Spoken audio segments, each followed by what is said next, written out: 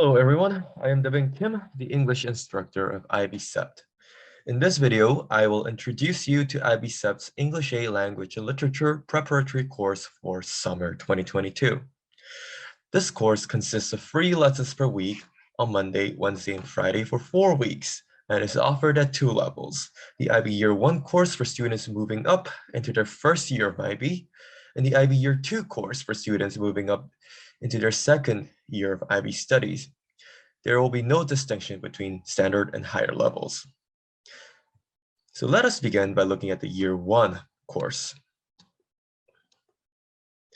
On the first lesson of the first week, I will go for a detailed overview of the English A Language and Literature course guide in the first half of the lesson to give students an idea of what to expect in the English A subject over their next 2 years of the IB. Then we'll begin to look at paper 1, starting with predominantly visual sources. You can see the various text types we'll be covering in this lesson plan.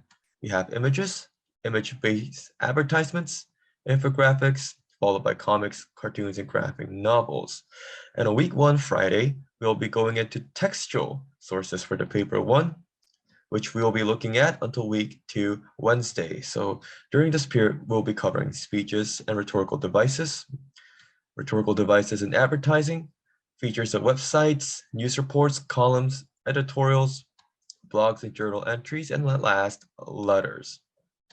And on week 3, Friday, I'll be going for an in-class demonstration of 2 paper 1 texts, one being a highly visual paper 1, another one being a highly textual paper 1 text. And I'll be annotating them and showing how to arrange ideas into effective paragraph structures. And on this day, your first homework will be issued, a paper 1 response to a given textual prompt, which will be due for Friday, week 3. Your paper 1 responses will be marked to give you an idea of what your current skill level in the paper 1 is. In week 3, we'll be moving on to the literature component of the English Language and Literature course, namely the paper 2 and IO, whose format we will be using to practice applying the literary terms covered in these lessons in a more suitable manner for the IB. So on the first day of week 3, we'll be looking at prose works, novels, and short stories. The terms we discuss in this lesson, you can be using them to discuss these text types effectively. Also, I'll be introducing students to common prose work studied in the IB, so to give you a better idea of what you can expect to study in your IB course. And this will be followed by a sample IO style analysis of an extract of a prose literary work using the features discussed in the lesson. The lesson format is the same for week 3, Wednesday, and Friday, in which we'll be looking at drama and poetry respectively. As with prose, I'll be introducing a number of commonly studied works in IB for each text type, followed by a sample IO style extract analysis. On week 3, Friday, you'll be getting your second piece of homework, preparing a mini IO over the weekend to present on week 4, Monday.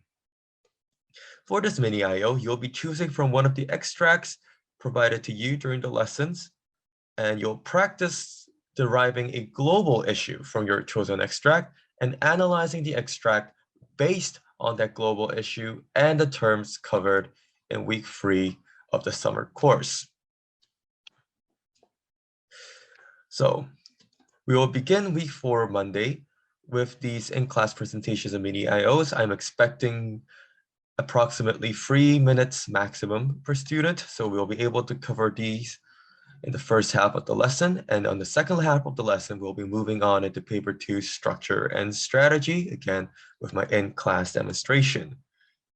Week 4, Wednesday, we'll be continuing the paper 2 discussion and strategy that we started on Monday, and at the same time, I'll be going for an overview of the paper 1 assignment that was given to students on week 2, Friday.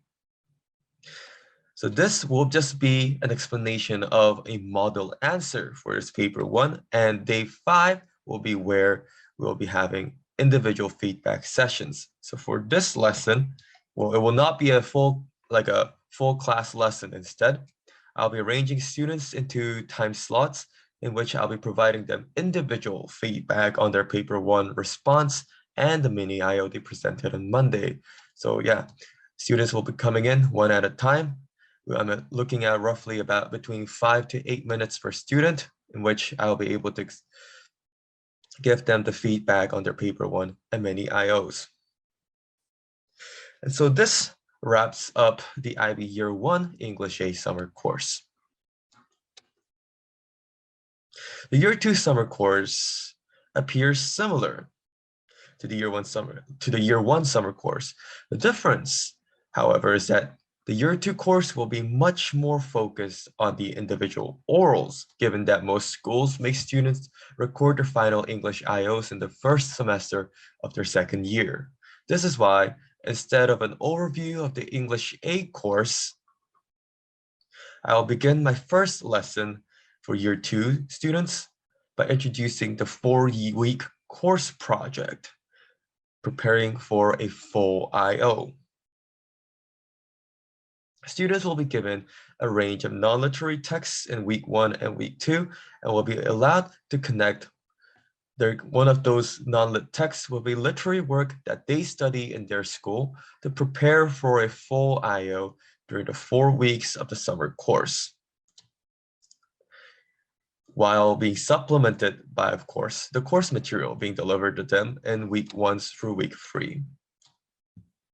As such, whereas the summer course for Year 1 students is intended to give them a taste, an overview of what to expect for the IB English A course, the Year 2 course is focused on reminding them what they have already learned in their first year, or to complement their knowledge with additional knowledge about textual features for both non-lit and literary texts. Again, like the Year 1 course, weeks 1 and 2 will focus on paper 1 non-lit text types. The difference is we'll also be practicing IO techniques for non-lit text during these lessons through whole class discussions. So these will come in 2 parts. We will be having discussions to generate various possible global issues for these texts. And if possible, we'll be analyzing them as a class as well. So we'll be applying the non-lit features discussed in each lesson for those extracts and connecting them to the global issue to just be able to practice the individual oral skills necessary for the non-lit part of the IO.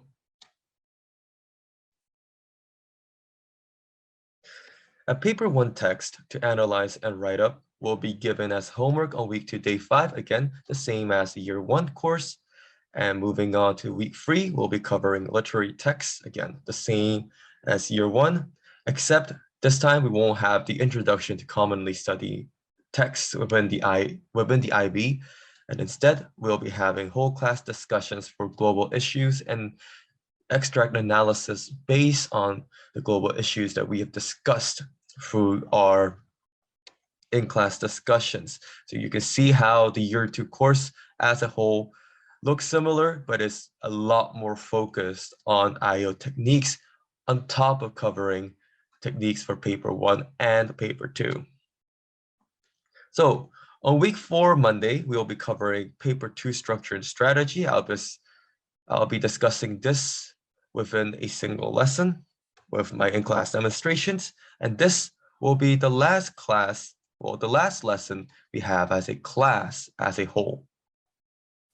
For week 4, Wednesday and Friday, I'll be assigning time slots for each student, giving approximately 20 minutes per student to cover the individual orals that they have been preparing for the last 3.5 weeks.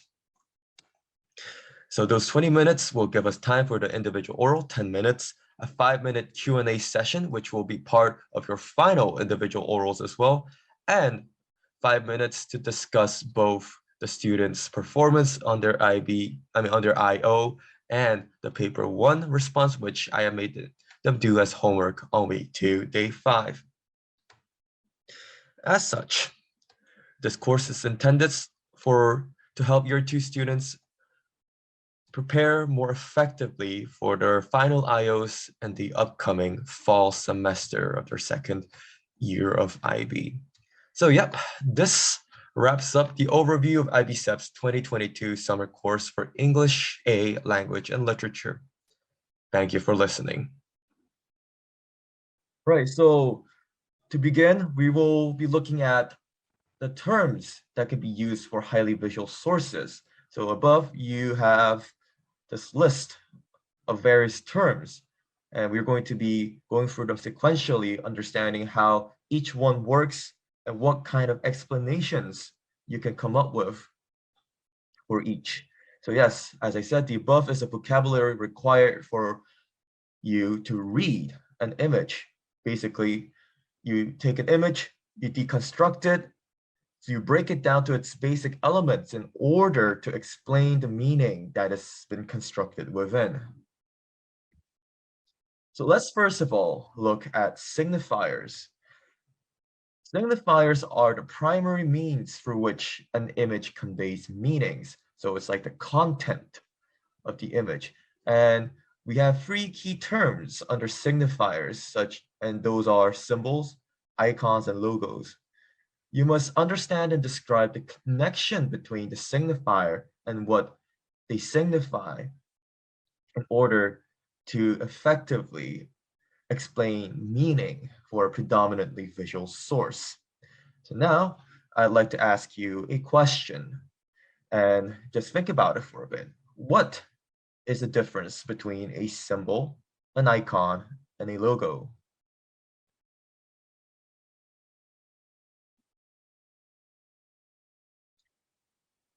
Okay, let's move on to find out.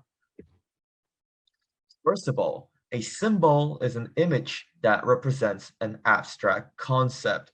We are all familiar with the heart acting as a symbol for love. Whereas an icon, we can also call them emojis now, but emojis will being a form of an icon. Well, so icons are images that are made to resemble what it is representing. So whereas a symbol is something that's based on an abstract concept, love actually doesn't look like anything, but we associate it with the heart. Whereas if you want to make an icon of a heart, you might make it seem like an actual heart. And a logo takes that one step further. A logo is a designed image. It's an image created with intent in order to be associated with an organization or company. So it's like an icon, but specific for an organization or company. So I'm pretty sure a lot of you are familiar with this mark. And you see the heart with the eyes, and you would immediately think of the name of the brand, Comme des Garçons. So this is our quick overview of what symbols, icons, and logos are and what their differences are. Moving on, we're going to now look at some visual arts terms that can be used for an effective paper 1 analysis of a visual source. So yes, terms for the visual arts can be used to further deconstruct and ascribe meaning to separate elements of an image. And we're going to be looking at a lot of terms. For each term, I would like you to think of how you can explain its effect on the audience and how this effect serves the image's purpose. Composition is basically understanding how separate visual elements are arranged in an image in respect to each other. So composition can be described in terms of size. So is each element large or is it small? Is it larger in comparison to another, or is it small in comparison to the other? Is it a close-up, so a small object that has been magnified, or is it zoomed out, a large object that has been seen from afar, therefore made small? We can also talk about composition in terms of position. So is one element on top of another element? Is it below another element? Are they adjacent next to each other? Are they overlapping? And last of all, We can talk about it in terms of orientation. Is the image placed in the bottom, in the middle, in the top? Is it the bottom left, top right, right in the center? Is it turned or is it rotated? So these are just some of the ways in which you can talk about composition. And the following two terms you'll be looking at, negative space and rules of thirds, are terminology that will help you further explain composition in more meaningful depth. So let's move on. So negative space can be easily defined as the empty and blank space that is not taken up by visual elements. So what negative space does is that it helps viewers focus on the dominant visual elements. And these two examples are showing that negative space can also be used to create an additional layer of meaning. For example, let's look at this first image. So we are all familiar with the Apple logo, I presume. The Apple logo is put in the center. There's nothing else surrounding it. So that blank space helps the viewer focus on the logo itself. But wait, you can see that the bitten off part of the apple is actually a silhouette of a person. And assuming you're familiar with Apple's history, we can assume that this is Apple's founder, Steve Jobs. So yes, Steve Jobs is colored in the same color as the background, the negative space. But this negative space now ascribes another layer of meaning to what was originally a simple logo. Likewise, if you look at this image, the dominant visual elements are actually the child, the mother, the father. So it is meant to represent a family, but the way they're positioned, the blank space that they create, these elements create, makes the silhouette of a dog. And through this advertising creates the meaning that adopting a dog, a puppy, is asking of the same, ask of the same responsibility as raising a child. Moving on, we're now going to be looking at the rule of thirds. To understand it simply, the rule of thirds is the division of an image into three horizontal and vertical portions. And we instinctively look at the intersections of these columns and rows. So imagine these lines were not there. We would nonetheless look at where these lines are meeting, which means an effective advertisement would place its most important information at the intersections of these portions. If you look at this advertisement for Mont Blanc, you'll see that the four most important points of information are quite close to the intersections. Nicolas Cage, the actor's smile, is very close. So that conveys satisfaction at the product. The watch itself is also placed near another intersection.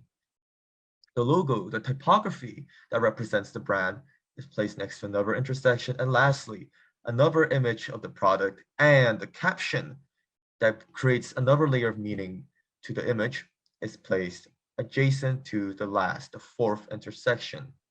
Abiding to the rule of thirds also gives steadiness and balance to an image's composition. So these are all ideas you can mention when talking about the rule of thirds for highly visual sources. We should also look at lighting. And lighting is basically a description of how an object or scene in an image is lit. And you can discuss lighting in the following terms. Is it warm or is it cool? Is it dark? Is it bright? Is it soft? Or is it harsh? Now let's look at the image to the right. You can see that it's a sunset. So it's a very warm lighting condition. And the light is quite soft. It's not harsh. There's not too much contrast happening in the image. And it's brighter than it is darker. But at the same time, what we need to understand is the direction from which the light is shining. This is also important because the areas that are made brighter gives us the points of focus that was intended in the image. So let's look at this image again. What parts of the image are especially brighter than the rest? the sky, the road, and certain portions of the car. So this, along with the warmth, the softness, and the brightness, creates an ideal image that helps us focus on the values this advertisement is supporting: freedom, the sensation of speed, the road, the sky ahead of you, the open car. So you can see how lighting helps an image create meaning. Color is also a very important aspect when discussing highly visual sources. Primary colors, red, yellow, and blue, are visually powerful and therefore have strong emotional and cultural connotations. For example, think of the color red. How many meanings can you associate with the color red? What about the color blue or the color yellow? As you can see, they have a lot of meanings that can be ascribed to them. So a lot of effective visual images, advertisements especially, make use of bold primary colors to grab attention, as this famous World War II poster does. Each color also has a complementary second color, which we will talk about in more depth. So red has a complementary color of green, yellow has a complementary color purple, and blue, the same goes for orange. Now, sometimes advertisements will purposely go for a lack of color variation. We call that monochrome. So when an image, it consists of only a single color, or black or white. And lastly, we're going to be looking at contrast. So contrast can be achieved through both lighting and color. So in this first example, the usage of harsh lighting has created an image with very strong contrast. The man, the perfume, the caption all stand out very strongly. And this visual contrast helps make the image memorable. It also makes the main visual elements of an image stand out very effectively. Likewise, here, the contrast is created through complementary colors. As we mentioned earlier, blue's complementary color is orange. We have the blue background and the orange and the white that stands out, especially because of the blue background. So this also helps create a powerful and memorable visual effect. Now that we have looked at these elements, we are going to have a go at deconstructing the following images based on the terms we have covered. So I will give you a moment to look at the 4 images. Just have a go at determining what elements are being applied in each image.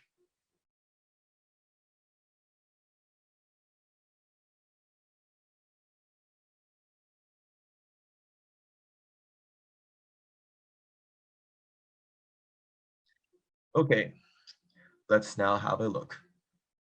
The first image has 2 main elements at work. We have the use of symbols, signifiers. So we can see this is a combination of a fish and a cigarette. So the cigarette itself, what is it conveying? It's conveying the notion of pollution and also unhealthiness. We know that cigarettes cause a lot of physical harm to the user. What about fish? What kind of symbol is a fish? We could say it's a food item, and at the same time, it represents nature in the advertisement. And now, the second element that is at play here is negative space. So as I mentioned earlier, by purposely making the surroundings empty, the advertisement is makes the reader focus on the main visual element, which means that the image can now capture the viewer's attention easier and generates curiosity. We want to understand what this image is saying. We are drawn to the caption beneath. The higher the chance of reading the smaller text, the higher the chance the advertisement achieves its purpose. Right, we're going to now move on to the next image. Here, the 3 main elements being used are symbol, color, and rule of thirds. we have the crescent moon shape being formed by the image, and the crescent moon being a symbol for nighttime and for sleep is something important to the message that is being conveyed. What about the color now? We can see that the background color matches the color of the product, and because of that, the product almost is erased. It disappears into the background. It becomes negative space, and the symbol itself is visually emphasized. And lastly, if we divide up the image according to the rule of thirds, you can see that the brand and the product name is placed near the intersection. So yes, this image is also abiding to the rule of thirds. Moving on, the third image has 4 different elements at play. So 2 of them are signifiers. First of all, we need to look at them separately as symbols. So this is supposed to represent a stocking, which conveys, well, for a predominantly Western audience, it would convey the notion of Christmas, the festive spirit. At the same time, it is a blood pack, which, as we all know, is associated with blood transfusions, medical aid, life-saving, just hospital aid. And the 2 combine to create an icon. The blood pack is made to look like a Christmas stocking. So there you have 2 different signifiers at work at the same time. We also have the use of color contrast in this image. The background color, green, is a complementary color to the main visual element, which is in red. And because of that, it creates a strong sense of color contrast, which makes the image more memorable and makes the image stand out. You're far more likelier to pick this one out in a group of other images. And lastly, the rule of thirds also applies to this image. Divide the image up, you can see that the symbol, this is a blood transfusion symbol, and the caption that creates meaning in this image are placed at the intersections of the divisions. So yes, all images are following these rules in order to most effectively achieve their purposes. Lastly, this image also has a lot to do with symbolism. Again, we are looking at the tree that is formed by the overall image. So of course, this is a hand, these are leaves, but together they're meant to symbolize a tree, which in turn is a symbol of nature. And the hand is what we use to basically work. Without our hands, we can only do so much. So the hand is a symbol of human agency. We need to go one step further, however. Most students are going to be able to mention the tree and the hand, but what about the black background? What can that suggest? I would say it suggests space. It's a symbol for space or the void. Now, we're going to be looking at how this creates more meaning. So let's look at lighting and contrast. If you can see, there's a very harsh lighting condition here. The shadows are very strong. The light comes from one direction and the background is very dark. So this contrast between the dark background and the visual elements of the image creates a sense of isolation. And along with this lighting and contrast and the negative space created from the high contrast lighting conveys a message that we, mankind and nature, are alone in the universe and therefore must work together in order to survive. So you can see how just by looking at the terms specific for highly visual sources, we can derive a lot of meaning from an image. So yes, this concludes the sample lesson. Thank you for listening.